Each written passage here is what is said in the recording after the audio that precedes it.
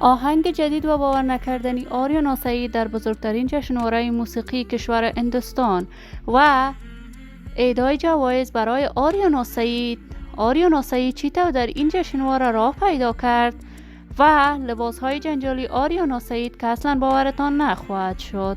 من در این ویدیو پیرامون حقایق همین ماجرا خواهم پرداخت، پس در ادامه با کانال دنیا اینفو باشید.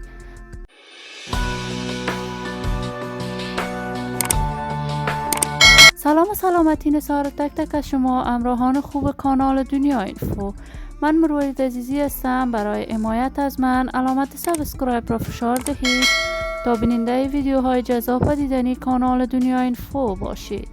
آریانا سعید هنرمند خوب کشور، یکی از صداهای ماندگار و سلیره در هنر موسیقی افغانستان، لقب ملکه دلها را از طرف دوستداران و طرفداران صداش کسب کرد.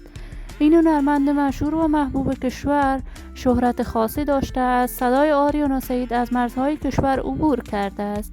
جدیداً آریانا سعید در بزرگترین جشنواره موسیقی در کشور دبی از طرف رئیسان فیلمسازان ایندی دعوت شد و آریانا سعید در این جشنواره آهنگ به زبان ایندی و دریش را سرود و مورد حمایت و استقبال گسترده مردم هندوستان قرار گرفت. آریانا سعید دستاوردهای بیشمار در هنر موسیقی افغانستان داشته است. آریانا با آسیب سایه در تمامی برنامه‌های هنری و رسانه‌ایش اشتراک می‌کند و همیشه باعث شده است تا نام افغانستان را بلند سازد. اما جالب اینجاست لباس‌های آریانا سعید مورد نقد گسترده دوستداران و طرفدارانش قرار گرفته است، ولی این بانوی هنرمند همیشه در تلاش بوده است تا نمایندگی از زنان کشورش کند. آریانا سعید تازه نهاد برای دفاع از حقوق زنان در امریکا تأسیس کرده است و می‌خواهد حقوق زنان افغان را برای مردم جهانیان به نمایش بگذارد.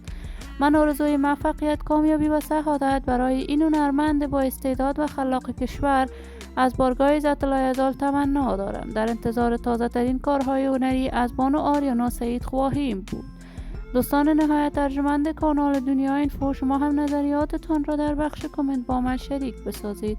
این ویدیو را با دوستداران و طرفداران بانو آریانا سعید به اشتراک بگذارید. برای حمایت هرچی بیشتر از کانال دنیا اینفو علامت سابسکرایب را فشار دهید تا ویدیوهای دیگر کانال من را از دست ندهید. تا درود دیگر تمام شما خوبان را به الله منان سپرده موفق کامیاب باشید.